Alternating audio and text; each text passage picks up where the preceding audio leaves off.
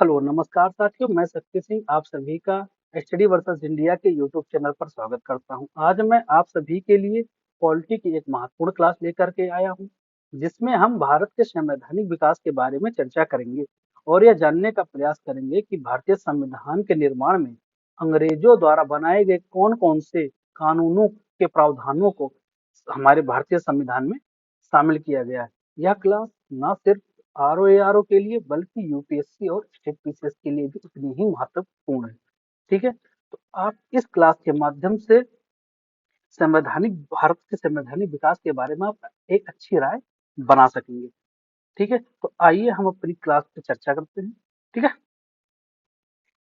तो पहला हमारा ये भारत का संवैधानिक विकास। भारत का जो संवैधानिक विकास है, ये अंग्रेजी राज्य से शुरू होता है। अंग्रेज जब आए उसके बाद उन्होंने कंपनियां स्थापित की, बहुत सारी चीजें जो आप हिस्ट्री में पढ़ते हो।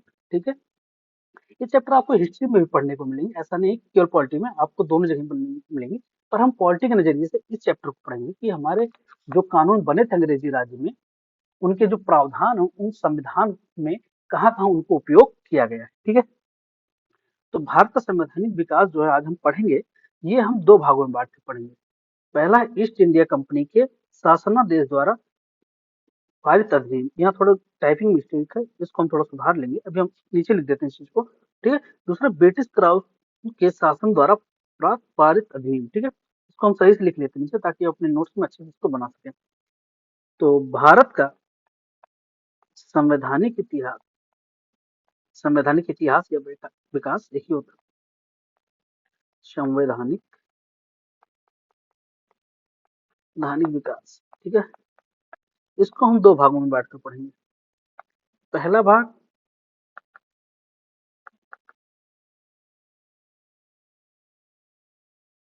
पहला भाग east India east India company के द्वारा कंपनी के द्वारा या कंपनी के शासनादेश द्वारा शासनादेश द्वारा पारित अधिनियम पारित अधिनियम अधिनियम इसका जो कालक्रम रहेगा वो रहेगा 1773 से 1835 तक। ठीक, समझाएंगे क्यों। दूसरा हमारा रहेगा ब्रिटिश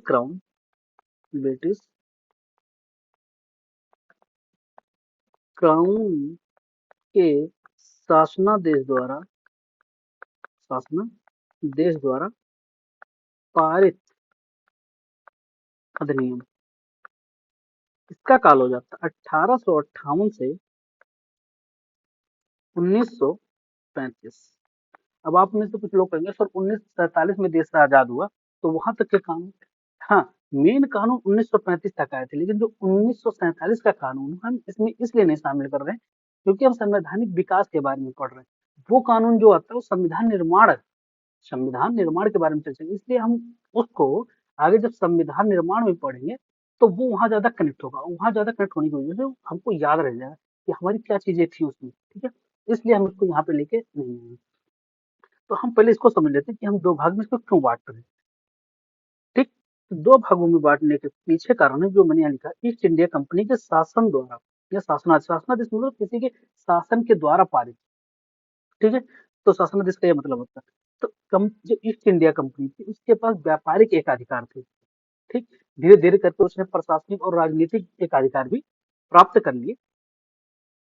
तो जब तक कंपनी के हाथों में सारी चीजें थी तब तक के काल को हम 1773 से 1835 तक का मान रहे हैं। ठीक है, उसके बाद कुछ चीजें ऐसी घटनाएं घटी, जैसे 1857 का विद्रोह जब घटित हुआ, 1857 का विद्रोह घटित हुआ, उसके बाद ऐसा लगा कि कंपनी के पास नियंत्रण करने की शक्ति नहीं बची है। तो ब्रिटिश की संसद ने क्या किया, सारे पावर्स अपने हाथ में ले लिए। उसके बाद से जो पारित अधिनियम हुए उनको हम 1858 से 1935 तक के काल में देखते हैं, जिसे हम ब्रिटिश क्राउन या ब्रिटिश संसद द्वारा पारित अधिनियम के नाम से, ब्रिटिश क्राउन या ब्रिटिश संसद के द्वारा पारित अधिनियम के नाम से जानते हैं। ठीक है, तो जो हमारा फर्स्ट पार्ट है इसको हम समझ लेते हैं कि इनमें कौन कौन से कानून आए थे और कब कब आए थे, उसमें क्या प्रावधान थे, इसको हमारे संविधान में भी शामिल किया गया है। ठीक है, तो सबसे पहला हमारा है रेगुलेटिंग एक्ट 1773 का अधिनियम। ठीक, इस अधिनियम को, पहला पॉइंट है हमारा, इस अधिनियम का अत्यधिक संवैधानिक महत्व है। क्यों महत्व है, आगे देखते हैं क्यों महत्व है। इस अधिनियम द्वारा पहली बार कंपनी के, यहाँ मिस्टेक होगा, कंपनी के प्रशासनिक एवं राजनीतिक कार्यों को मान्यता मिली। मिल गया हमें क्यों का जवाब, प्रशासनिक प्लस राजनीतिक, किसको, कंपनी को। इससे पहले क्या कंपनी पर प्रशासनिक और राजनीतिक नहीं थे, नहीं, उसके पास केवल व्यापारिक थे, व्यापारिक अधिकार थे, क्योंकि ये भारत में एक व्यापार करने के रूप में आए थे। लेकिन जब 1764 का बक्सर युद्ध होता है और भारत की सभी महान शक्तियां इनसे हार जाती हैं, तो ये भारतीय क्षेत्र पे अपन अधिकार जमा लेते हैं, और अधिकार जमाने के बाद ये वहां पर प्रशासनिक और राजनीतिक कार्यों में पूर्ण तरह, अभी तक क्या करते, अप्रत्यक्ष रूप से नवाबों को बदलना, सारी चीजें करना, आप हिस्ट्री में सारी चीज अच्छे से पढ़ेंगे, हिस्ट्री वाले साल अच्छे से आपको बताएंगे सारी चीज।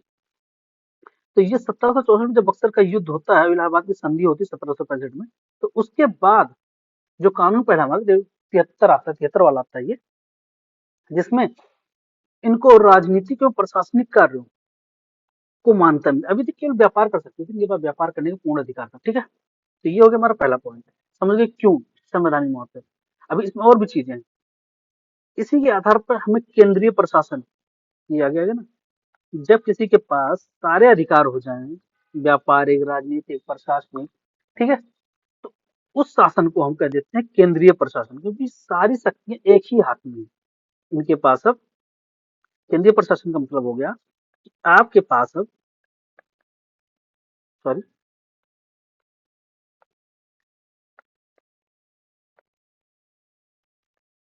केंद्रीय प्रशासन का मतलब हो गया, केंद्रीय प्रशासन का मतलब हो गया कि आपके पास अब व्यापारिक, शॉर्ट फॉर्म लिखना थोड़ा, प्लस प्रशासनिक प्लस राजनीतिक, तीनों कार्यों की शक्ति प्राप्त हो गई, तीनों कार्यों की शक्ति प्राप्त हो गई। ठीक है, इसी को हम बोलते हैं केंद्रीय प्रशासन, जिसके आधार पर हमारे भारतीय संविधान निर्माताओं ने लगभग शक्तियां केंद्र के हाथ में रखी है।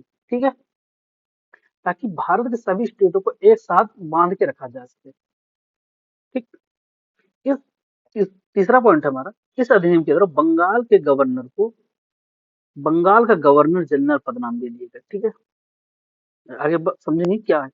एवं उसकी सहायता के लिए 4 सदस्यीय कार्यकारी परिषद का गठन किया गया। ठीक, जब कोई चीज अलग अलग थी, अब उसको एक की जा रही है, तो उसके लिए कोई ना कोई तो संस्था चाहिए, संस्था चाहिए, तो इसमें 4 सदस्यीय कार्यकारी परिषद, जिससे वो उसकी सलाह के अनुसार कार्य कर सकते। जैसे हमारे यहाँ मुख्यमंत्री, उसके लिए मंत्रियों का समूह है। ठीक है, उसी प्रकार गवर्नर जनरल जो बना बंगाल का, उसको 4 कार्यकारी सदस्य परिषद का मुखिया बनाया गया। पहले जो हमारे थे लॉर्ड वारेन हेस्टिंग, हमारे प्रथम गवर्नर जनरल जो थे बंगाल के, वो थे लॉर्ड वारेन हेस्टिंग्स। ठीक है, हेस्टिंग। ठीक, अब हमें ये समझना है कि बंगाल के गवर्नर जनरल को क्यों बनाया गया। ठीक, तो बंगाल के गवर्नर को गवर्नर जनरल इसलिए बनाया गया क्योंकि बंगाल सबसे उस टाइम का प्रमुख क्षेत्र था, और अंग्रेजों का सारा प्रशासनिक राजनीतिक जो भी कार्य थे वो बंगाल से ही चालू होते थे। अब दूसरी बात ये आती है कि इन किसके अधीन, मतलब इनके अधीन और कौन कौन हो गए। तो इससे पहले 3 प्रेसिडेंसियां थी, एक बंगाल थी, एक मुंबई थी, बम्बई, सॉरी मुंबई थी, मुंबई नहीं बम्बई, और तीसरा हमारी थी मद्रास, मद्रास। तो अब क्या हुआ, बंगाल का जो गवर्नर था, इसको गवर्नर जनरल जब बना दिया गया, गवर्नर जनरल, तो इन दोनों को क्या किया गया, इनके अधीन कर दिया गया। ठीक, जैसे आज का हम एग्जाम्पल लें अगर, तो हम मान लें यूपी बिहार 2 स्टेट है, यूपी प्लस बिहार 2 स्टेट है। पहले यूपी बिहार और बंगाल 3 स्टेट थे। ठीक, अब बंगाल के जो गवर्नर हो, हम उनको राष्ट्रपति बना दें, यानी राष्ट्रपति बना दें या प्रधानमंत्री बना दें। ठीक, प्रधानमंत्री बना दें, और इन दोनों को इनके अधीन करके हम मुख्यमंत्री बना दें, मंत्री। तो वही चीज यहाँ की गई है कि एक को क्या कहते हैं चीफ बना दिया गया और दो को उसके अधीन कर दिया गया ताकि प्रशासन करने में आसानी हो सके। ठीक, इसको इसलिए किया गया था ताकि प्रशासनिक कार्यों के लिए आसानी हो सके, प्रशासनिक कार्यों के लिए आसानी हो सके। बंगाल दूर पड़ता था क्योंकि उस समय संसाधन भी नहीं थे आने जाने का, तो इसलिए ब- गवर्नर जनरल बना के इनको 4 सदस्य और ताकि प्रशासन अच्छे से किया जा सके मुंबई और मद्रास के। ठीक है। तीसरा चौथा हमारा पॉइंट रहता है इस अधिनियम के 1774 में कोलकाता में उच्च न्यायालय की स्थापना की गई जिसके मुख्य न्यायाधीश एवं 3 अन्य न्यायाधीश थे। टाइपिंग मिस्टेक है।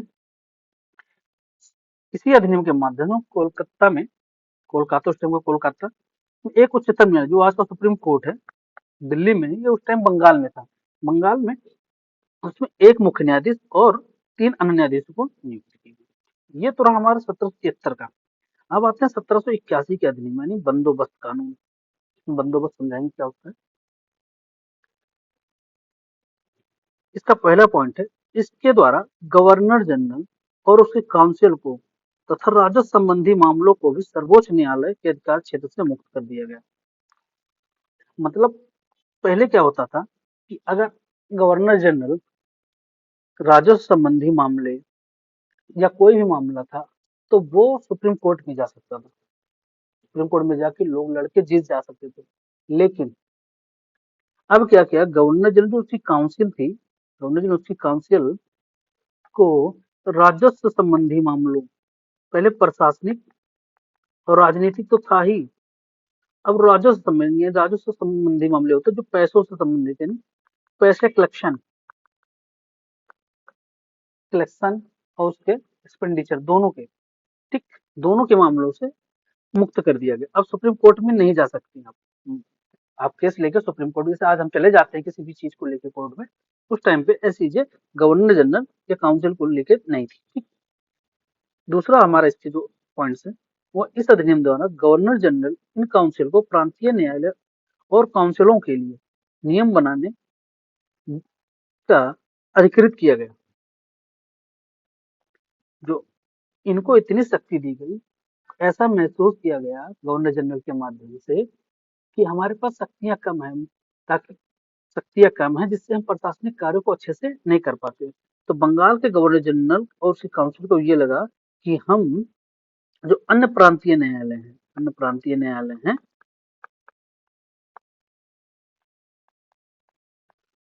और जो अन्य प्रांतीय गवर्नर उनकी जो काउंसिल है उनके लिए भी नियम विनियम बनाने का अधिकार दे दिया गया। इसीलिए कहा गया बंदोबस्त कानून, क्योंकि सबको बांधने का काम ये कर रहा था। ये अधिनियम उच्चतम न्यायालय को भी बांध रहा था। ये प्रावधान सॉरी अन्य प्रांतीय गवर्नरों एवं न्यायालयों को भी बांधने का काम कर रहा था। ठीक है। इस आधार पर जो है बंदोबस्त कानून इसमें रोक रहा है, सुप्रीम कोर्ट को भी रोक रहा है, प्रांतीय गवर्नर जनरल को रोक रहा है, उसकी काउंसिल को भी रोक रहा है। ठीक है। उसके न्यायालयों को भी प्रांतीय न्यायालयों को भी रोक रहा है कि आप इस तरह की कानून नहीं बना सकते, जो भी करेंगे हम करेंगे। यानी कि सारी पर गवर्नर जनरल में कर दी गई बंगाल की गवर्नर। ठीक। अब तीसरा आता है हमारा 1784 के ब्रिटिश इंडिया एक्ट। ठीक। तो आता है इसमें पहला पॉइंट देख लेते हैं कि क्या है। अधिनियम के माध्यम से कंपनी के राजनीतिक और वाणिज्यिक कार्यों को अलग कर दिया गया। ठीक। अलग कर दिया गया। ये क्यों किया गया?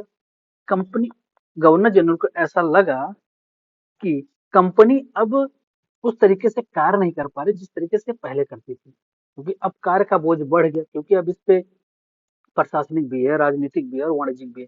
तो इन्होंने क्या किया, राजनीतिक और वाणिज्यिक कार्यों को अलग कर दिया। राजनीतिक कार्यों का तात्पर्य है कि जैसे आज हम देखते हैं राजनीति का क्या स्तर, उस टाइम पे भी सेम स्तर था। लोगों को तोड़ना फोड़ना हर चीज, मतलब तोड़ना फोड़ने से मतलब है राजा महाराजाओं को तोड़ना, क्योंकि ब्रिटिश के पास कम क्षेत्र, बहुत क्षेत्र राजा महाराजा, तो उनसे संधियां करने सारी चीजें राजनीति के अंदर आती थी। ठीक। तो राजनीतिक वाणिज्य को जिससे प्रशासन करने में आसानी हो सके, ये क्यों किया गया? प्रशासन प्रशासन को आसान करने के लिए, ताकि प्रशासनिक कार्य आसानी से चलाया जा सके। दूसरा हमारा है, कानून द्वारा कंपनी के व्यापारिक और राजनीतिक मुद्दों को अलग करने की शुरुआत हुई, जिसमें निदेशक मंडल को व्यापारिक, टाइपिंग मिस्टेक है यहाँ पे थोड़ा बहुत, जिसमें निदेशक मंडल बोर्ड ऑफ कंट्रोल व्यापारिक और नियंत्रण बोर्ड इसको सही से हम लिख लेते हैं, समझा देते हैं आपको जो भी इसमें प्रिंट है, ठीक है। इसमें लिखा है जो कंपनी के व्यापारिक एवं राजनीतिक मामलों राजनीतिक मामलों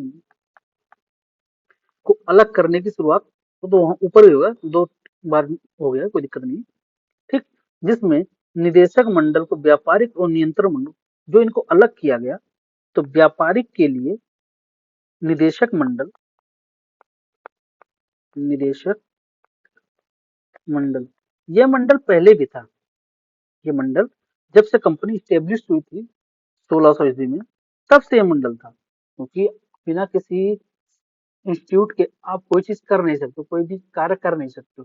कुछ उसको करने के लिए अगर व्यापार करना है तो आप कुछ लोगों का समूह होना चाहिए, उसमें कुछ निर्णय लेने चाहिए, कोई अधिकारी होगा, उससे नीचे अधिकारी होगा, ऐसी सारी चीजें। तो उसके लिए ये था पहले, बोर्ड ऑफ डायरेक्ट, बीओडी था, ठीक है। अब शॉर्ट फॉर्म बीओडी लिखना। पर राजनीतिक कार्य, इसके तहत राजनीतिक कार्य के लिए है नियंत्रण बोर्ड, नियंत्रण बोर्ड की स्थापना की गई, कंट्रोल ऑफ बोर्ड, ठीक। Board, sorry, board of control, board of control, BOC, BOD BOC, ठीक है, बोर्ड ऑफ कंट्रोल।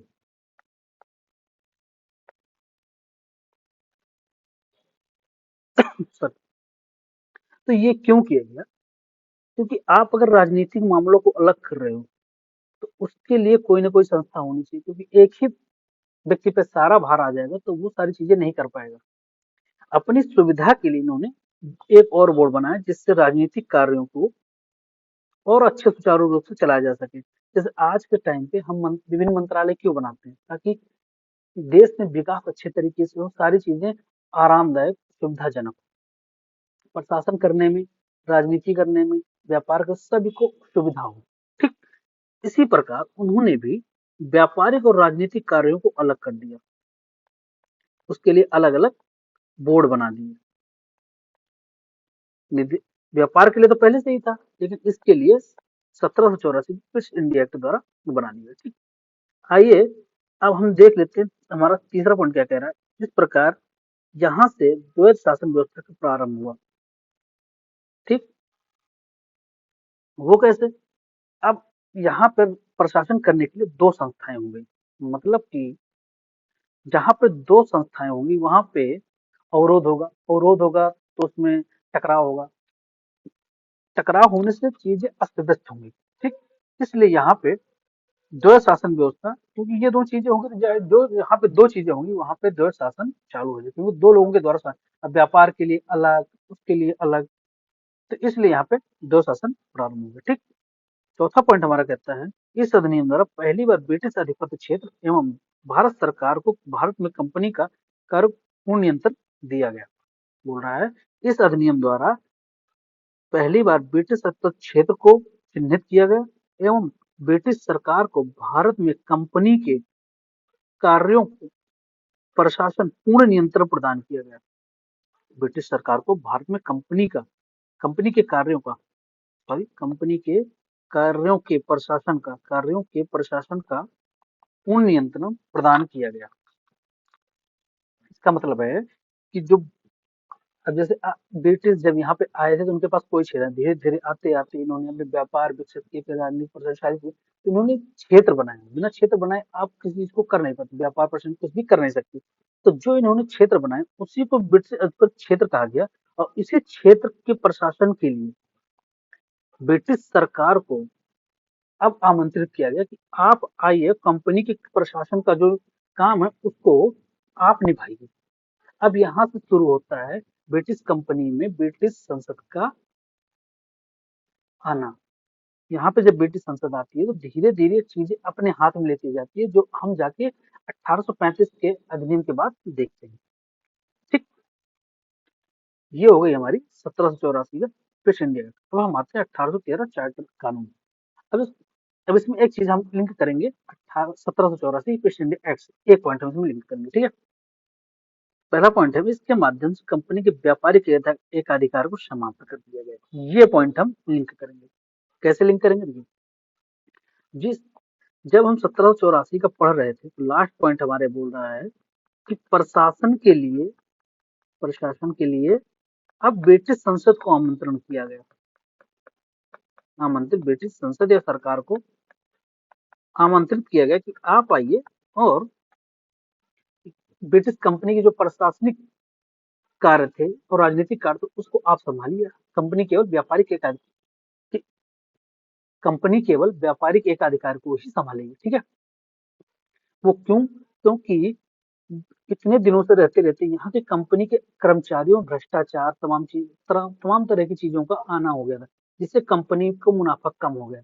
अब ब्रिटिश संसद को ये लगने लगा कि कंपनी इस तरीके से घाटे में चली जाएगी, तो उन्होंने क्या किया, प्रशासन और राजनीति का पूरा नियंत्रण अपने हाथ में ले लिया और कंपनी को केवल व्यापार के एकाधिकार को छोड़ा।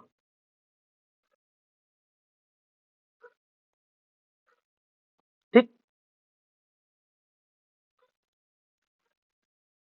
इस कानून के द्वारा कंपनी के व्यापारिक और राजनीतिक मामलों को अलग करने की शुरुआत हुई, जिसमें निदेशक मंडल को व्यापारिक एवं ये डबल डबल हो गया हमें लग रहा है, यहाँ पे हो गया डबल डबल। ये डबल डबल हो गया, सॉरी, मिसप्रिंट हो गया टाइपिंग के द्वारा।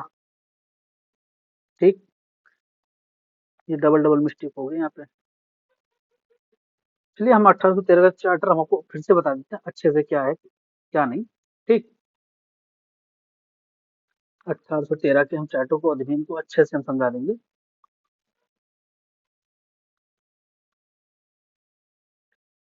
इसको हम काट देते हैं, इसको हम अच्छे से, ये डबल बार टाइपिंग हो गया, सॉरी, ये डबल बार टाइपिंग हो गया। इसको हम अच्छे से इसको समझा देते हैं क्या है 1813 के चार्टर अधिनियम में क्या क्या चीजें थी। ठीक है, डबल बार टाइप हो गया,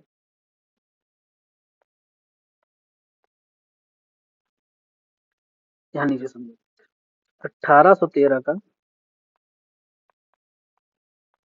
चार्टर अधिनियम। ठीक, 1813 को चार्टर अधिनियम में इसके तहत कहा गया कि कंपनी का जो व्यापारिक एकाधिकार था, कंपनी का व्यापारिक एकाधिकार पूर्ण रूप से समाप्त नहीं किया गया। पूर्ण रूप से समाप्त कर दिया गया। समाप्त कर दिया नहीं, समाप्त कर दिया गया था, समाप्त कर दिया गया था। इसीलिए मैं रुका था कि आप लोग देखें क्या करते हैं, क्या सोचते हैं। ठीक, परंतु इसमें पॉइंट है, परंतु चाय, हमारे यहाँ चाय बहुत ज्यादा होती है और चीन, मतलब चीन से ये अफीम और चीनी इन सब की चीजों की बहुत ज्यादा आयात करते थे, सॉरी, आयात कर खरीदते थे उनसे। चीन के साथ चीन के साथ व्यापार को, अरे सॉरी, व्यापार को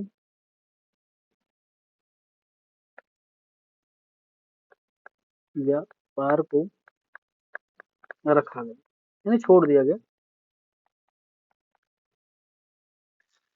एकाधिकार को, व्यापारिक एकाधिकार को। अब आप सब छोड़ के केवल चाय और चीन के साथ ही व्यापार को छोड़ा गया। ब्रिटिश संसद ने कहा आप हमें अब उस हिसाब से मुनाफा नहीं दे पा रहे हो, आप हमें उस हिसाब से मुनाफा नहीं दे पा रहे हो, इसलिए हम आपके व्यापारिक एक अधिकार को भी समाप्त करते हैं। 1784 में ब्रिटिश संसद ने प्रशासनिक राजनीतिक कार्यों को कर ही लिया था, अधिग्रहण कर ही लिया था, मतलब अपने हाथों में ले लिया था। अब वो 1813 के चार्टर के माध्यम से क्या हुआ, उन्होंने व्यापारिक एक अधिकार को समाप्त कर दिया। कहा कि आप व्यापार नहीं कर सकते, आप अब केवल चाय और चीन के साथ ही व्यापार करिए, बाकी सारा काम हम कर लेंगे, आप बस अपना काम करिए। ठीक है, इसमें दूसरा पॉइंट आएगा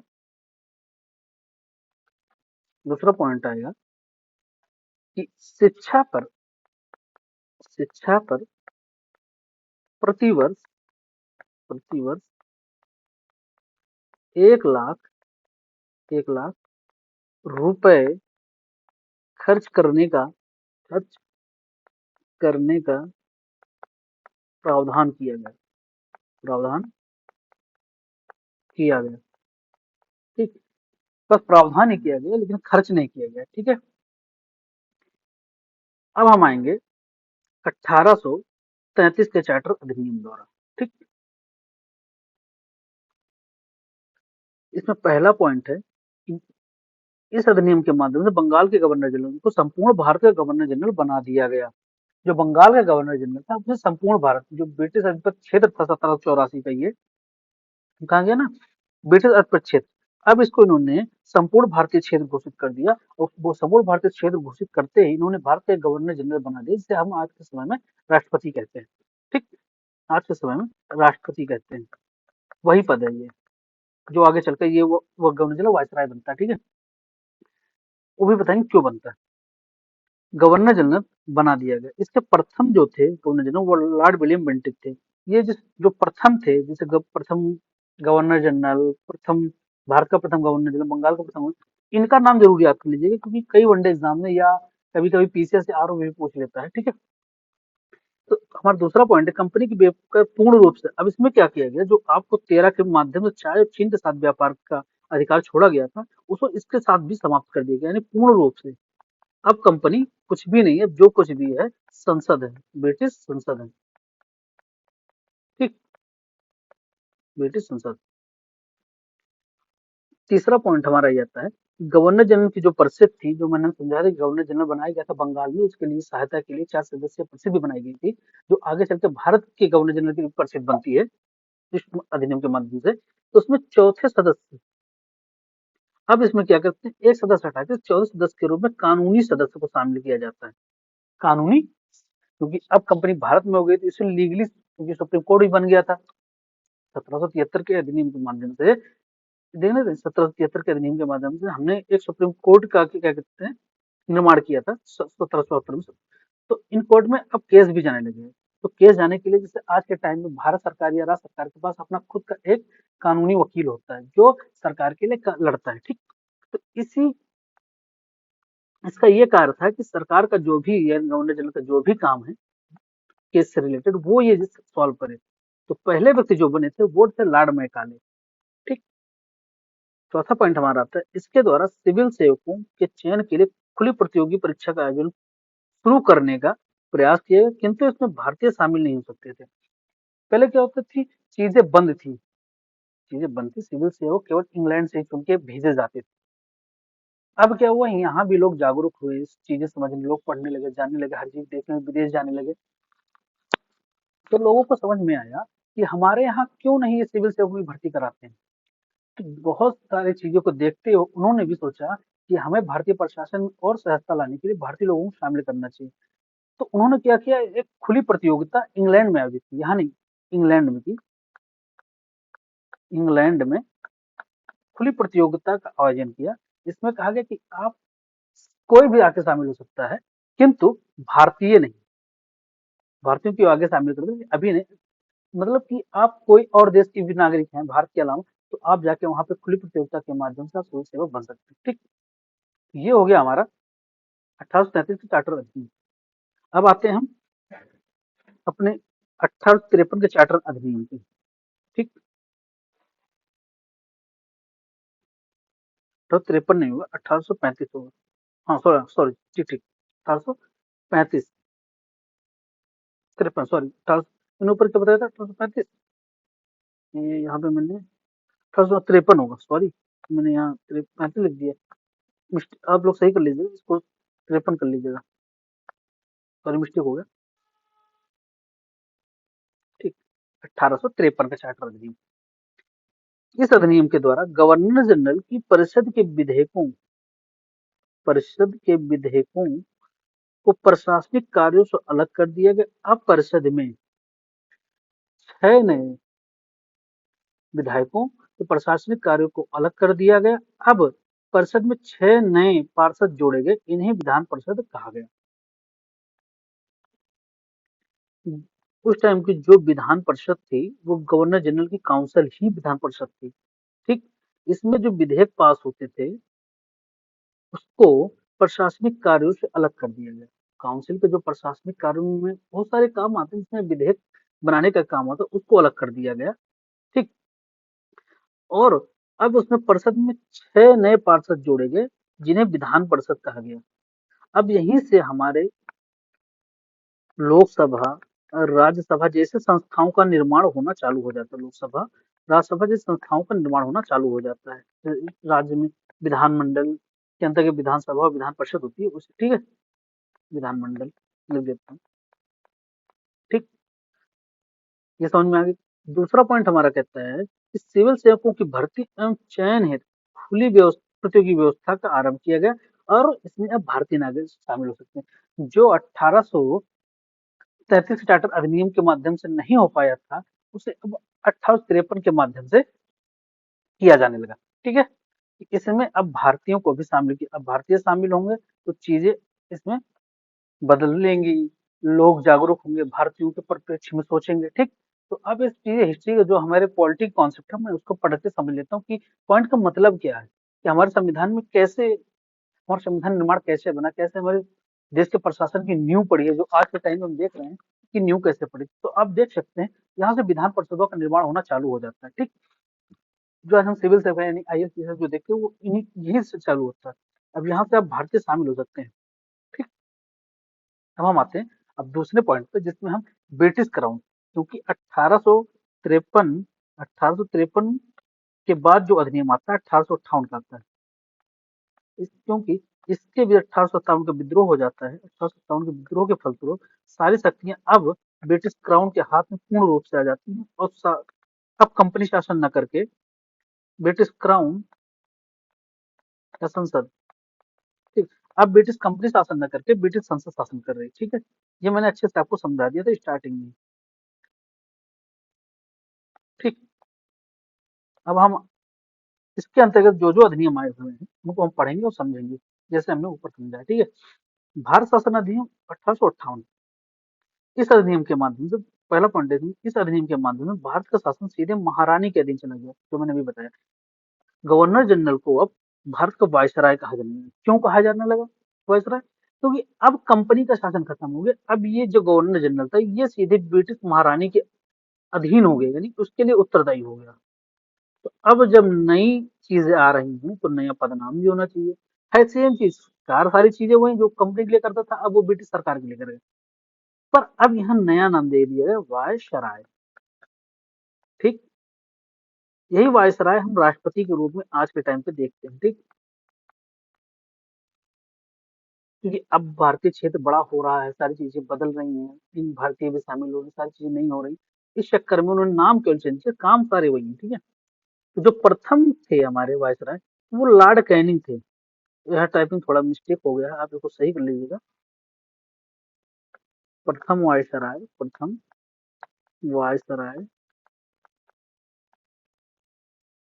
जो थे वो लॉर्ड कैनिंग थे, लॉर्ड कैनिंग। ठीक, इसको आप नोट डाउन कर लीजिएगा। ये पीसेस और जैसे छोटे एग्जाम, सॉरी, पीसेस और जैसे एग्जाम में पूछे जा सकते हैं कभी कभी। दूसरा पॉइंट हमारा, इसके द्वारा नियंत्रण, यहाँ थोड़ा टाइपिंग मिस्टेक आप सही कर लीजिएगा, नियंत्रण। ठीक, नियंत्रण बोर्ड और निदेशक बोर्ड को समाप्त कर भारत में देव शासन प्रणाली को समाप्त कर दिया गया। जो हमने ऊपर पढ़ा हुआ था कि व्यापारिक कार्यों और राजनीतिक कार्यों राजनीतिक कार्यों के लिए अलग अलग बोर्ड बनाए गए थे, जिसके माध्यम से द्वैध शासन प्रणाली चालू हो गया था।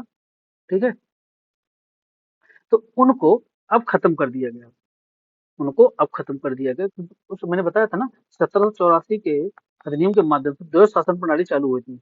वही दो शासन, यही चीजें हैं जो द्वैध शासन प्रणाली, द्वैध शासन प्रणाली, तो ये अब समाप्त हो गया है, ये अब समाप्त हो गया है, क्योंकि सारा प्रशासन अब ब्रिटिश सरकार के हाथ में आ गई है। और जब सरकार के पास आ गई, वो सरकार के पास सारी मशीनरी होती है, तो अपने हिसाब से शासन चालू कर दी, क्योंकि अब कंपनी को पूरी तरह से इसमें हटाना था, उन्हें सारी चीजों को हटा दी। अब पूर्ण रूप से ये ब्रिटिश सरकार के द्वारा चलाई जाने वाली एक संस्था थी। एक सरकार है, मतलब जो भी आप मानना चाहो मान सकते हो, ठीक है। एक नए पद भारत के राज्य सचिव का सृजन किया गया, जिसमें भारतीय प्रशासन में संपूर्ण नियंत्रण की शक्ति निहित थी। इसकी सहायता से 15 सदस्यीय परिषद का गठन किया गया।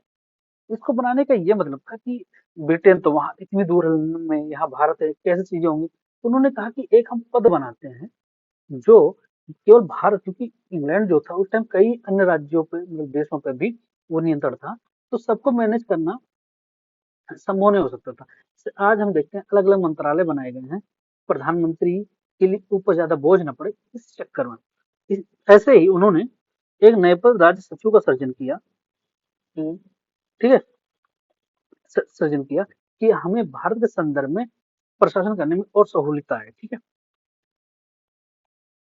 राज्य सचिव को, और उसके सहायता के लिए 15 सदस्यीय परिषद, यहाँ सही कर लीजिएगा, सदस्यीय लिखा है, सदस्यीय परिषद का गठन किया गया, जो सरकारी परिषद थी। ठीक, सरकारी इसलिए थी क्योंकि ब्रिटिश संसद द्वारा बनाई गई, ब्रिटिश सरकार द्वारा बनाई गई थी। ठीक, तो ये था हमारा 1858 का अधिनियम। अब आते हैं हम 1861 के भारत परिषद अधिनियम।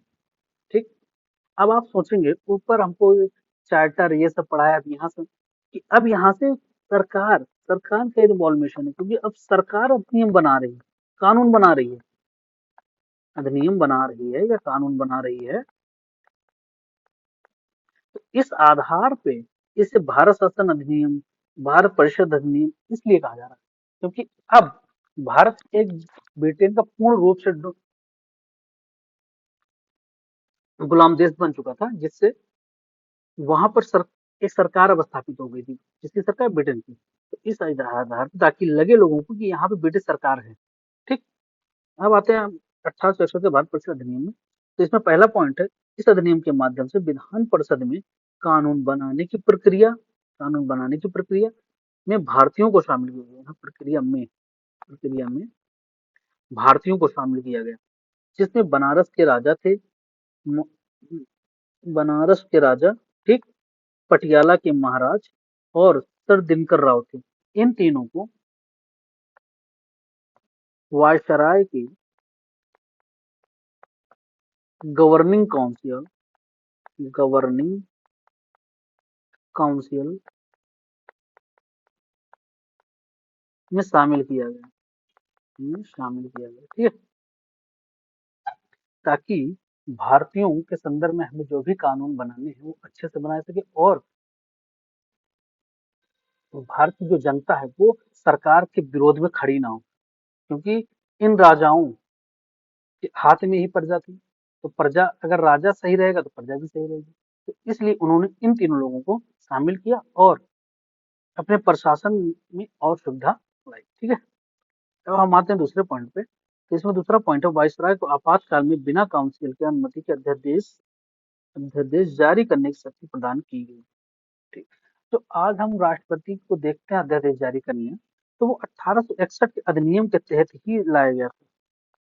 अध्यादेश तभी जारी किया जा सकता है जब संसद का सत्र ना चल रहा हो, न विधानसभा हो, सॉरी, न लोकसभा हो, न राज्यसभा हो, न किसी का, संस्थाएं तो रहती हैं, उनका सत्र नहीं चल रहा हो, जैसे शीतकालीन से मानसून सत्र, ठीक है, ऐसे सत्र होते हैं। तो उन सत्र का न चलना, जब न चले तो राष्ट्रपति अध्यादेश जारी करके किसी महत्वपूर्ण विषय जिसे लाना बहुत ज्यादा जरूरी हो कानून, तो उस विषय पे राष्ट्रपति क्या कहता है, प्रधानमंत्री के सलाह पे अध्यादेश लाता है। ठीक, तो वही अध्यादेश, क्योंकि कभी कभी ऐसा होता था सत्र नहीं चलता था, मतलब परिषद में सारे सदस्य उपस्थित नहीं है या चीजें नहीं हुई, तो एक पावर दी गई कि अगर इमरजेंसी ऐसी कोई सिचुएशन आ जाए कि हमें कानून बनाना पड़े, तो गवर्नर जनरल या वायसराय को एक शक्ति दी गई कि आप इसके तहत कानून बनाइए और जो भी जरूरत है उस आधार पर प्रशासन करते रहिए। ठीक,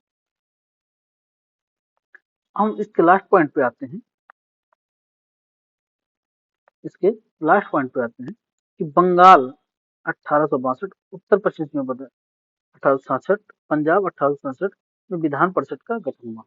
अब आप देख सकते हैं इन तीनों राज्यों में विधान परिषद का गठन हुआ। ये याद कर लीजिएगा, ये तो फैक्चुअल सीधा कि कहाँ कहाँ सबसे पहले विधान परिषद का गठन किया गया था।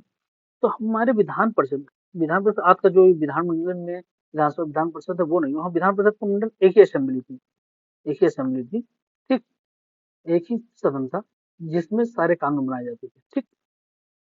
तो ये हो गया हमारा 1861 का। अब आते हैं 1892 का अधिनियम। इसके माध्यम से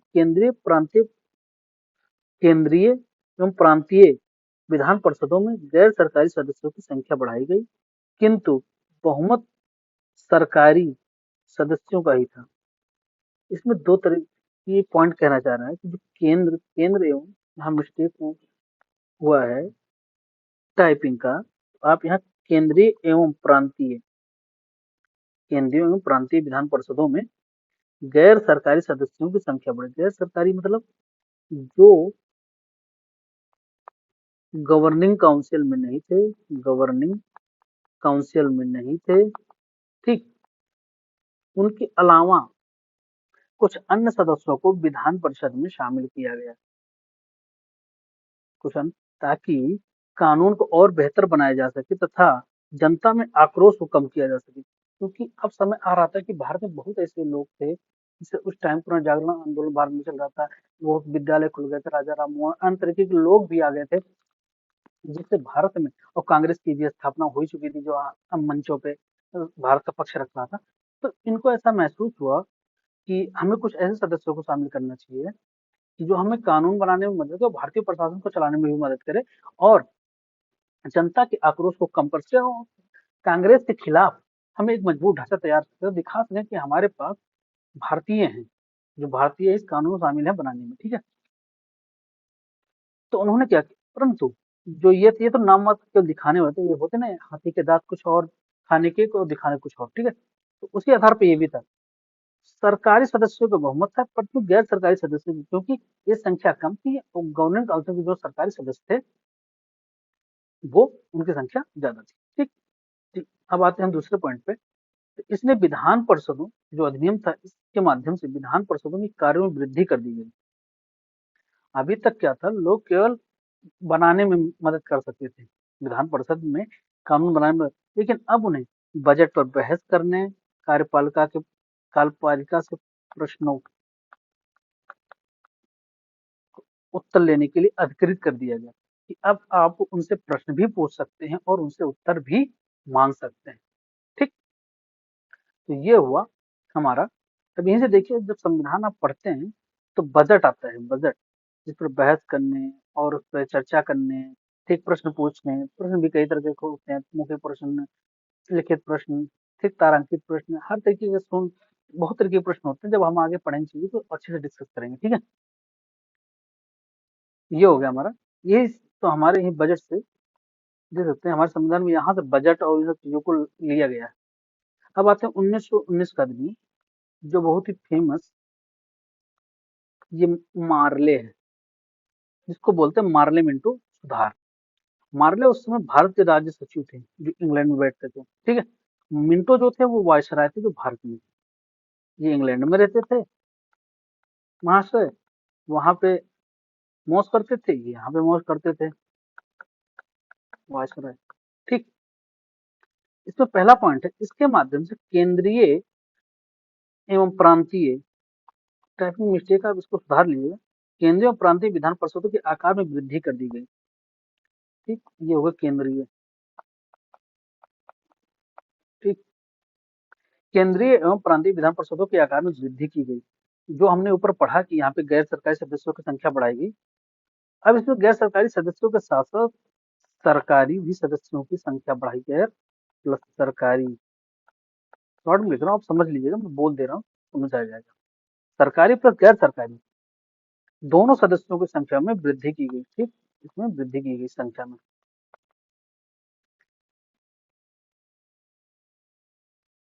सरकारी बहुमत को, सरकारी बहुमत, अब सदस्य एवं केंद्रीय परिषद में सरकारी बहुमत को एवं प्रांतीय परिषदों में गैर सरकारी सदस्यों के बहुमत को बनाए रखा। इन्होंने क्या किया, जो हमारी केंद्रीय असेंबली थी, यानी कि लोकसभा, लोकसभा और प्रांतीय जो थी, प्रांतीय यानी राज्यसभा, राज्य राज्यसभा, इसमें क्या था, सरकारी सदस्यों का बहुमत रखा गया, सरकारी सदस्यों का बहुमत, और इसमें गैर सरकारी सदस्यों का, गैर सरकारी सरकारी सदस्यों का बहुमत। इनकी चालाकी ये थी कि जो केंद्रीय परिषद थी, उसमें सरकारी सदस्य थे, इनके पास क्या कहते हैं, सारा राजस्व का जिम्मा था, सारा राजस्व का जिम्मा था, पैसा सारा इनके पास आता था। ठीक, इसमें भारतीय नहीं शामिल, इसमें भारतीय नहीं शामिल होते थे, इसमें भारतीय नहीं शामिल थे, इसमें केवल इंग्लैंड के लोग जो गोरे थे वो शामिल थे। ठीक, प्रांतीय इन्होंने क्या किया, प्रांतीय में इन्होंने भारतीय लोगों को शामिल किया। अब इनसे बोला गया कि आप कानून बनाइए, बजट बनाइए, सब कुछ बनाइए, बहस करिए।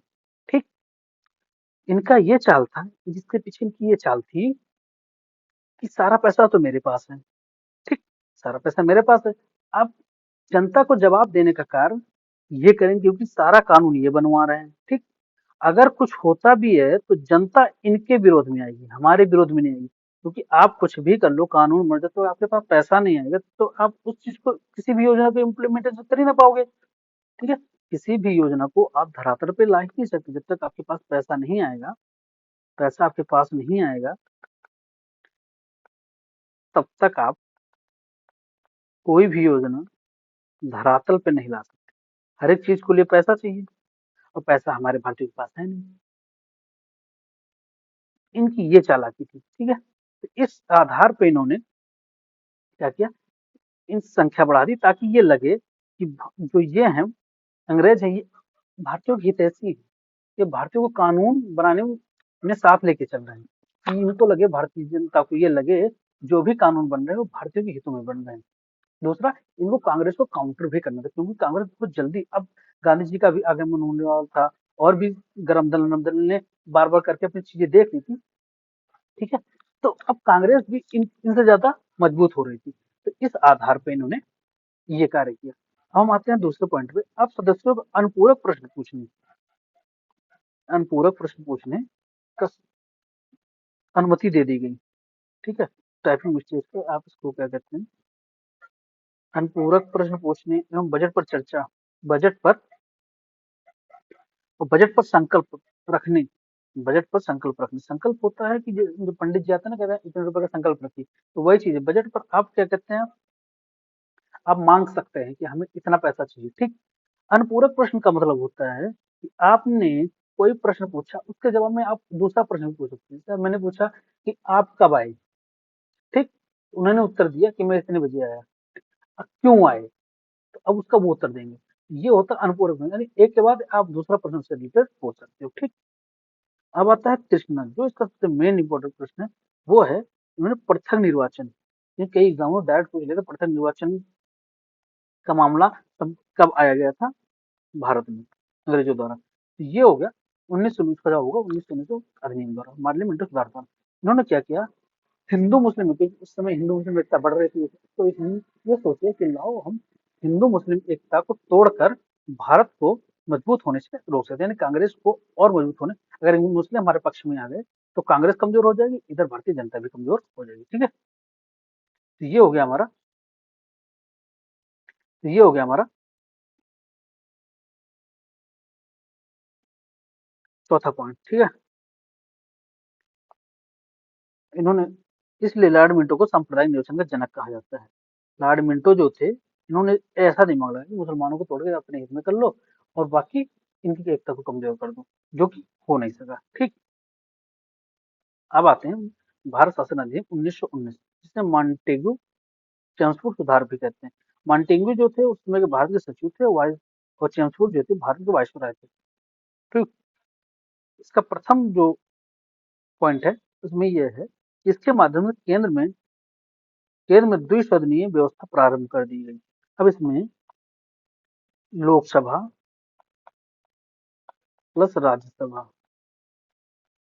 राज्यसभा, यहाँ राज्यसभा जो मैंने आपको बताया था, ये राज्यसभा, ये वाली राज्यसभा नहीं है संसद की, ये है कि प्रांत वाली, विधानमंडल है, सॉरी, प्रांत वाली है, मैंने बताना भूल गया, ये प्रांत वाली विधानसभा है। ठीक, राज्यसभा का मतलब ये हो, लोकसभा और राज्यसभा, ठीक है।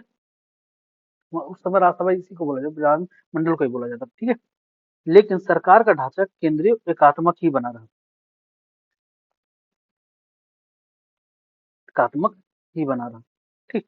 एकात्मक मैंने तो बता ही दिया कि क्यों, क्या था, किस ये सारी चीजें, ठीक है। दूसरा पॉइंट है, इसके द्वारा केंद्रीय और प्रांतीय विषयों को अलग अलग कर दिया गया। अब इन्होंने क्या किया, सूचियां बना ली, सूचियां बना ली, ठीक है। उसके आधार पर इन्होंने क्या किया कि प्रांतीय और केंद्रीय विषयों को अलग अलग करके, ताकि आप कानून बनाने में आसानी हो सके, ठीक है।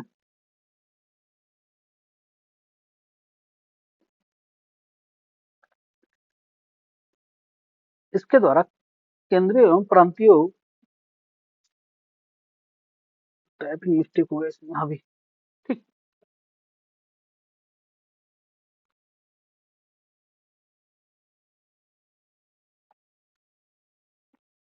ये नहीं होगा, प्रति नहीं होगा, ये होंगे प्रांतों में द्वैत शासन, यहाँ होगा प्रांत, प्रांतों में द्वैत शासन अपनाकर प्रांतीय विषयों को पुनः दो भागों में बांटा गया, एक हस्तांतरित, जिस पर गवर्नर, यहाँ होगा गवर्नर, गवर्नर का शासन होता था, ठीक। दूसरा जो होता था, दूसरा जो होता था, दूसरा आरक्षित होता था, दूसरा आरक्षित होता था, आरक्षित विषय, ठीक। अपनाकर प्रांतों में द्वैत शासन अपनाकर प्रांतीय विषयों को पुनः दो भागों में बांटा गया, एक हस्तांतरित जिस पर गवर्नमेंट का शासन होता है, दूसरा आरक्षित विषय जिस पर गवर्नर कार्यपालिका परिषद होता है, का शासन करता है। कौन पर का गवर्नर कार्यपालिका परिषद से तात्पर्य है कि जो इसमें भारतीय ज्यादा थे, इसमें भारतीय ज्यादा थे, ताकि किसी भी चीज के लिए वो उत्तरदायी माने जा सके, हम इंग्लैंड वाले उत्तरदायी माने ना जा सके, उनका ये मतलब था। आरक्षित हो गया जिसमें आपको काम तो मिलेगा पर पैसा नहीं, पैसा नहीं, ठीक। जो हस्तांतरित था इसमें पैसा मिलेगा, काम, पैसा मिलेगा, काम नहीं, ठीक। काम आप करो, पैसा हम रखेंगे, इनका ये था, ठीक। अब आते हैं दूसरे पॉइंट पे। इस अधिनियम में भारतीय विधान परिषद के स्थान पर द्विसदनीय व्यवस्था ने राज्यसभा लोकसभा का गठन किया, जिसमें प्रत्यक्ष रूप से निर्वाचित सदस्य होने लगे, ठीक।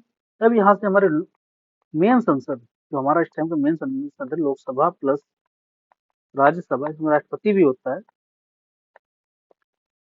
ठीक, प्लस राष्ट्रपति, जो उस टाइम का वायसराय था, तो इनसे मिलकर हमारा संसद बनता है, जो 1919 अधिनियम के माध्यम से तैयार हुआ, ठीक है। तीसरा पॉइंट हमारा है कि प्रत्यक्ष निर्वाचन में अब जनता के द्वारा निर्वाचित होने लगे हैं यहाँ पे भी सदस्य, आज के टाइम में सांसद लोग निर्वाचित होते हैं उसी प्रकार। इसने सांप्रदायिक आधार पर सिखों, भारतीय ईसाइयों, बंगला भारतीयों और यूरोपियों के लिए पृथक निर्वाचन व्यवस्था को लागू किया। अब इन्होंने क्या किया, पहले तो इन्होंने मुस्लिमों को बांटा, जब वो नहीं बटे, इन्होंने क्या किया, सिखों, भारतीय ईसाइयों और बंगला, सिखों, भारतीय ईसाइयों, हाँ, आंग्ल भारतीयों, बंगला नहीं होगा, आंग्ल होगा, आंग्ल भारतीयों और यूरोपियों के लिए प्रथम निर्वाचन व्यवस्था, क्योंकि आंग्ल भारतीयों का मतलब होता है आप हैं इंडियन लेकिन रहते थे इंग्लैंड में, ठीक। आंग्ल भारतीय ये होता है, आंग्ल भारतीयों के लिए, आंग्ल भारतीयों के लिए, आंग्ल भारतीय यूरोपियों के लिए प्रथम निर्वाचन, सबको मतलब इनका एक था कि एकता को तोड़, जितना तोड़ सकते उतना तोड़ो, जिससे भारतीय एकता कमजोर हो, कांग्रेस कमजोर हो, और हम यहाँ ज्यादा दिन तक प्रशासन अच्छे से कर सके और भारत को लूट सके। इस कानून ने संपत्ति कर या शिक्षा कर के आधार पर सीमित संख्या में लोगों, इन्होंने जो मताधिकार दिया वो दिया कि अगर आपके पास संपत्ति है, आप कर पे कर सकते हो, या आपके पास अच्छी शिक्षा है, उसी आधार पर आप वोट कर सकते हो, ठीक। जिसके पास ये था वो अंग्रेजों की ज्यादा हैसियत थी। इनको ये लगता था कि अगर हमने सबको दे दिया तो जनता क्या करेगी, अपनी सरकार बना लेगी, अपनी सरकार बना लेगी तो हमारा यहाँ प्रशासन खत्म हो जाएगा। तो इसी आधार पर इन्होंने संपत्ति कर और शिक्षा, तीन आधारों पर इन्होंने क्या किया, वोटिंग राइट्स दिए।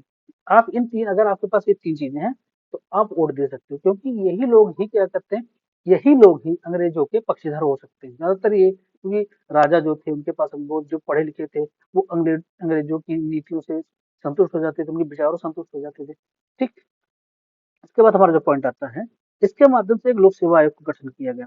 ये तो फैक्ट है, जो आज का हम लोग का, आप यूपीएससी देख रहे हो, इसकी तैयारी भी आप लोग कर रहे हो, तो इसके माध्यम से यूपीएससी का गठन किया गया। ठीक है, क्योंकि आपने पहले देखा था खुली प्रतियोगिता परीक्षा आयोजित होगी, अब उसके लिए संस्था चाहिए थी। उस संस्था के लिए 1919 में एक अधिनियम लाके उसका गठन किया गया। ठीक। पहली बार केंद्रीय बजट को राज्य बजट से, राज्य हो गया तो राज्य, राज्य मतलब प्रांत, जो आज के राज्य बजट से अलग किया गया।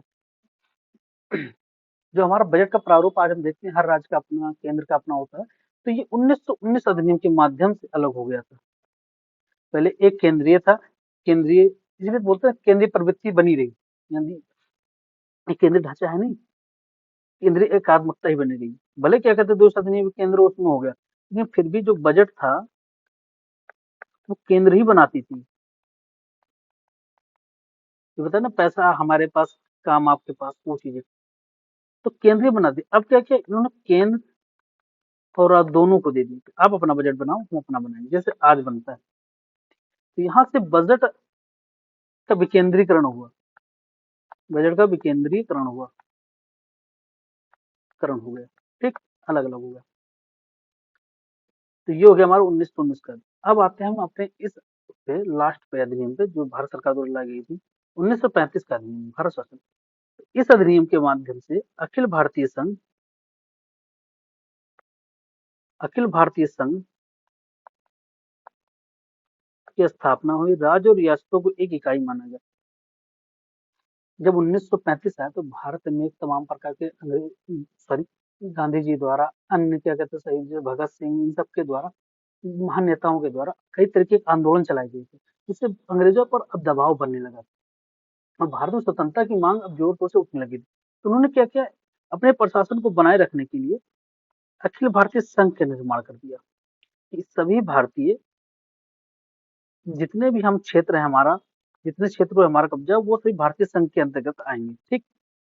इसमें राज्य और रियासतों की एक इकाई माना गया। इनके अलावा ब्रिटिश क्षेत्रों के अलावा जो अन्य राज्य थे और रियासत थी, उनको एक इकाई मान लिया गया। एक इकाई मान लिया कि आप एक इकाई के क्षेत्र हो। ठीक। इसके अलावा दूसरा ये है कि तीन सूचियां बनाई गई, तीन सूचियां बनाई गई, संघ सूची, राज्य सूची, समष्टि सूची।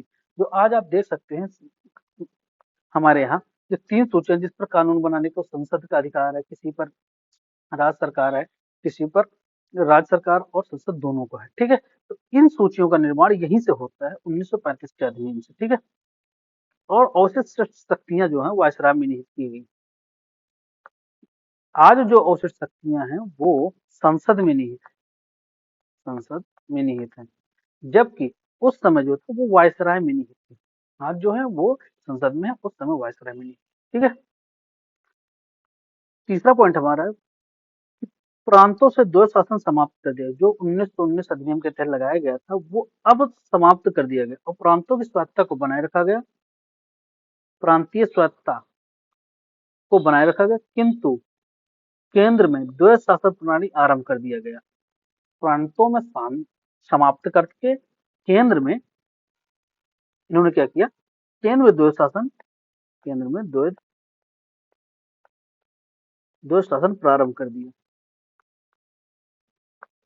केंद्र में द्वैत शासन प्रणाली आरंभ कर दिया गया। ठीक, यहाँ भी स्थानांतरित और अच्छी विषयों में विभक्त किया गया। तो केंद्र दो शासन का लागू करने का मतलब है कि दो चीजें, अब यहाँ दो तरीके से प्रशासन चलेगा, इसीलिए कहते हैं द्वैत शासन। ठीक। हाँ, इसके लास्ट पॉइंट पे आते हैं। इस अधिनियम के अंतर्गत भारतीय रिजर्व बैंक एवं 1937 में संघीय न्यायालय और राज्यों में भी लोक सेवा आयोग की स्थापना की। इसमें तीन चीजें की गई। पहले तो आरबीआई की स्थापना की गई 1934 में, 1934 नहीं, सॉरी, 1936 से 37 के आसपास की, एक बार डेट क्लियर कर लीजिएगा, 36 के आसपास की गई थी। और 1937 में 1937 में जो आज का सुप्रीम कोर्ट है उसकी स्थापना की गई। और जो आप लोग, सॉरी हाँ, 1935 में की गई थी आरबीआई की, सॉरी 1935 में आरबीआई की स्थापना की गई थी। ठीक है। और लोक सेवा आयोग की जो स्थापना है, जो हमारा राज्य लोक सेवा आयोग देख रहे हैं, जैसे यूपीपीसीएस है, बीपीएससी है, आरएएस है, ठीक है, इन सब की स्थापना, राज्य लोक सेवा आयोग की स्थापना भी इसी अधिनियम के तहत की गई। ठीक है। क्योंकि अब लोक सेवा आयोग पे संघ लोक सेवा जो यूपीएससी बनाया गया था, उस पर ज्यादा वर्णन पड़ रहा था और प्रशासन में असुविधा आ रही थी। जैसे आज यूपीएससी है, उसके अलावा अन्य स्टेट पीसीएस है, तो अपने अपने राज्यों में अपने अपने अपने तरीके से अपने यहाँ भर्ती करते हैं अपनी चीजों के साथ। क्योंकि अब पहले क्या था, सारी चीजें एक उसमें थी, केंद्र सारी चीजें चल रही थी। उन्होंने क्या, अब इसमें क्या किया था, उन्होंने प्रांतों में भी केंद्र से प्रांतों को अलग कर दिया, सूचियां बनाई, सारी चीजें जो भी थी वो उन्होंने बना दी। तो अब सारी चीजें जब अलग हो रही थी, ये भी सिविल सेवा तो भेज, क्योंकि सिविल सेवा सबसे महत्वपूर्ण अंग होता है, प्रशासन का सबसे महत्वपूर्ण अंग। तो उन सब चीजों को ध्यान में रखते हुए क्या हुआ, राज्य लोक सेवा आयोग का भी गठन किया गया। ठीक। पैसों के लिए आरबीआई का गठन किया गया। ठीक है। तो ये हो गया हमारा सारे अधिनियम। अब इसमें अभी दो पॉइंट ऐसे हैं जो हमने नहीं पढ़े हैं, जो बीच में थे, हम उसको पढ़ लेते हैं, समझ लेते हैं। ठीक। पहला आता साइमन आयोग 1927 का। तो हमने 1919 का अधिनियम बनाया था, तो इन्होंने बोला कि हम 10 साल बाद इस अधिनियम की समीक्षा के लिए एक आयोग लाएंगे और जो भी बदलाव ये बोलेंगे आए, हम उस आधार पर बदलाव करेंगे। पर इन्होंने 2 साल पहले लिया है, और 2 साल पहले लिया है, चलो ठीक है, पर इन्होंने इस आयोग में एक भी भारतीय सदस्य को नहीं शामिल किया। अब भारतीयों के सुधार की बात कर रहे हो, तो उसमें कम से कम भारतीय तो होना चाहिए। अब भारतीय ने इस आधार पर क्या कहते हैं, भारतीय लोगों ने, कांग्रेस ने, सभी पार्टियों ने, कांग्रेस, मुस्लिम लीग, अन्य पार्टी जितनी भी थी, उन सभी ने इसका विरोध किया। ठीक है। तो इसका पहला पॉइंट, ब्रिटिश सरकार 19 जांच के लिए नवंबर 1927 में सर साइमन जॉन की कमेटी, इसलिए कहें क्योंकि सर जॉन साइमन जो थे, इसके अध्यक्ष थे, नेतृत्व। ठीक। जो एक 7 सदस्यीय वैधानिक आयोग, वैधानिक मतलब वो सरकार द्वारा बनाए गए अधिनियम से, सरकार द्वारा बनाए गए अधिनियम से। ठीक। ये होता है। दूसरा पॉइंट है, इस आयोग ने द्वैध शासन प्रणाली, सरकार विस्तार, ब्रिटिश सरकार के संघ की स्थापना एवं सांप्रदायिक निर्वाचन व्यवस्था को जारी रखने की सिफारिश की। ठीक। इन्होंने कहा कि द्वैध शासन प्रणाली बनाए रखो, सरकार का विस्तार करते रहो। ठीक है। द्वैध शासन प्रणाली बनाए रखो और सरकारों का विस्तार, ब्रिटिश सरकार के संघ की स्थापना की एवं शपथ को जारी रखने की प्रस्ताव दिया। ठीक है। इस आयोग ने एक में भारत शासन होने के कारण सभी दलों को बहिष्कार कर दिया, मैंने जो बताया पहले। आयोग के प्रस्ताव विचार करने के 3 गोल में, जब इस पे कोई महत्व इसका नहीं निकला, भारतीयों ने विरोध कर दिया, इसका बहिष्कार कर दिया, इस आयोग का कोई मतलब नहीं निकला, तो ब्रिटिश सरकार ने क्या किया, 3 गोल में सम्मेलन, 1931, 31, 32। ठीक है। वो पढ़ोगे आप हिस्ट्री में, वो यहाँ का पार्ट नहीं है, वो हिस्ट्री का, नहीं तो हम पढ़ा देते हैं आपको यहाँ पे। ठीक। 3 गोल में सम्मिलित, ताकि चीजों को सुधारी जा सके। ठीक। अब आते हैं 1932 के सांप्रदायिक के बाद। ब्रिटिश प्रधानमंत्री मैकडोनाल्ड थे, जब ब्रिटिश पे बहुत ज्यादा दबाव बनने लगा भारत को छोड़ने के लिए, तो उन्होंने क्या किया, एक योजना लाई। इसमें उन्होंने कहा कि मुस्लिम, सिख, ईसाई, यूरोपीय, आंग्ल भारतीयों के अलावा, इन्होंने पहले अन्य अधिनियमों के माध्यम से मुस्लिम, सिख, ईसाई, आंग्ल भारतीय, यूरोपीय सबको अलग करने की इन्होंने व्यवस्था कर ली थी निर्वाचन के माध्यम से। अब इन्होंने क्या किया, जो दलित बचे थे, अब इन्होंने हिंदू में फूट डालने की कोशिश की कि हम दलित को भी प्रथम निर्वाचन दे देंगे, और जब दलित को दे देंगे तो ये हिंदू से अलग हो गए, तो भारत में एकता नहीं रहेगी, एकता नहीं रहेगी, तो हम प्रशासन अच्छी तरह। इन्होंने क्या किया, अब दलितों को भी निर्वाचन, प्रथम निर्वाचन दे दिया। ठीक। इन्होंने बोला कि हम इसके तहत ताकि ये टूट के हमारे पास आ जाए। दूसरा पॉइंट है, इस योजना में गांधी जी ने ये रवैया, इसको देखते ही गांधी जी उस टाइम यरौदा जेल में बंद थे, और इस सांप्रदायिक उसके चक्कर में उन्होंने क्या किया, यरौदा जेल में अनशन प्रारंभ कर दिया। और जब अनशन प्रारंभ कर दिया, तो कुछ कांग्रेसी नेताओं और दलित नेताओं के बीच एक समझौता हुआ, जिसे पूना समझौता के नाम से जाना जाता है। इसमें B R Ambedkar, doctor Ambedkar साहब, डॉक्टर अम्बेडकर